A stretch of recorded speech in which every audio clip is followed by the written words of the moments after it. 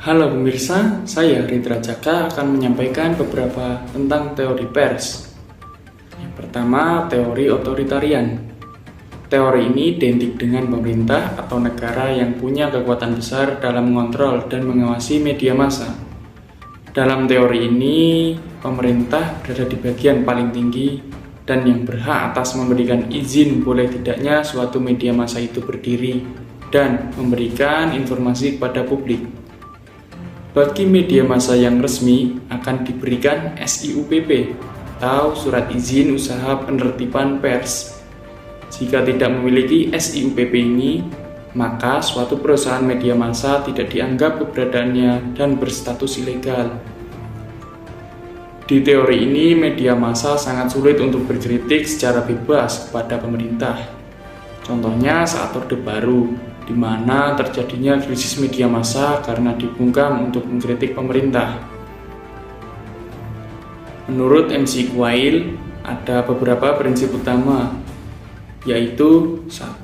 Media tidak diperbolehkan melakukan berbagai macam hal yang dapat merusak wewenang.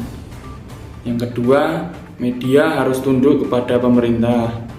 Yang ketiga, media yang berbuat ancaman kepada pemerintah dipandang sebagai tindak pidana. Yang kedua, ada teori libertarian atau pers bebas. Liberty artinya kebebasan. Teori ini kebalikan dari teori otoritarian.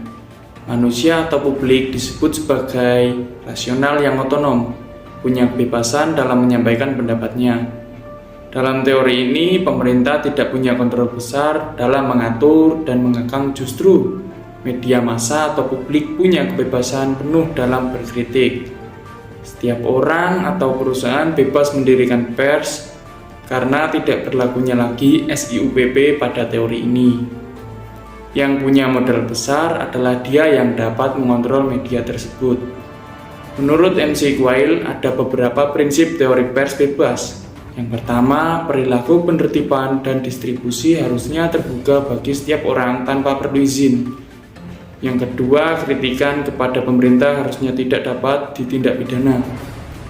Yang ketiga, publikasi kesalahan dilindungi sama halnya dengan publikasi kebenaran. Yang ketiga, ada teori komunis Soviet atau totalitarian.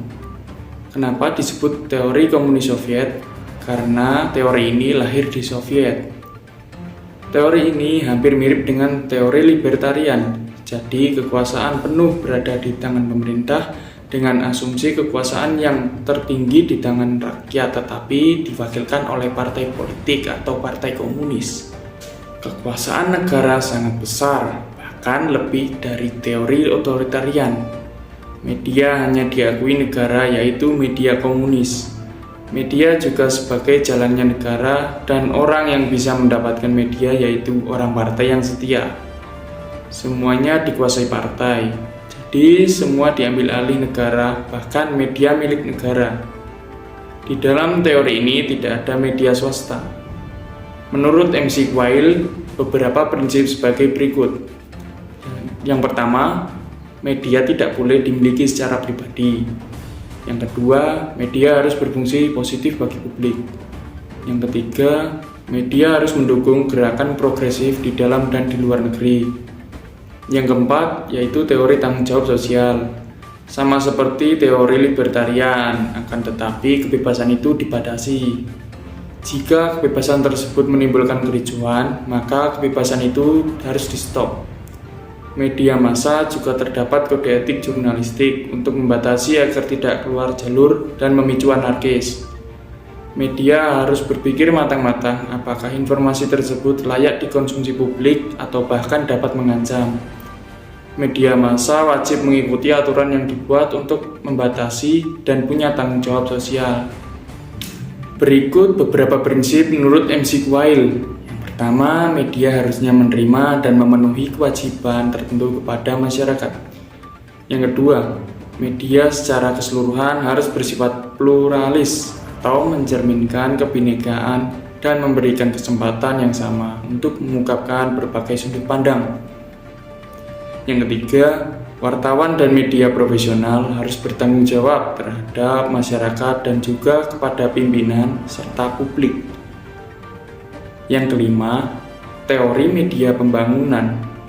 Teori ini disebut juga dengan teori otoritalisme, yang artinya baik. Teori yang mendukung pembangunan ekonomi dan bangsa. UNESCO memandang teori ini dalam konteks dominasi Barat, dalam pencarian berita internasional, dan dalam kerangka terminologi budaya majemuk, hak untuk berkomunikasi dan mempertahankan perbedaan budaya dunia. Yang keenam, ada teori media demokratik. Teori ini muncul dalam masyarakat liberal sebagai respon terhadap teori pers bebas dan teori tanggung jawab sosial. Dalam teori media demokratik ini, hak untuk berkomunikasi kepada semua masyarakat sebagai individu atau kelompok diperbolehkan dan media harus melayani kebutuhan khalayak yang dibutuhkan. Intinya adalah baik kebutuhan, kepentingan, dan aspirasi penerima dalam masyarakat politik terkait dengan hak atas informasi yang relevan, hak untuk menjawab kembali, hak untuk menggunakan alat-alat komunikasi. Demikian teori yang saya sampaikan. Saya Rendra Jaka pamit undur diri.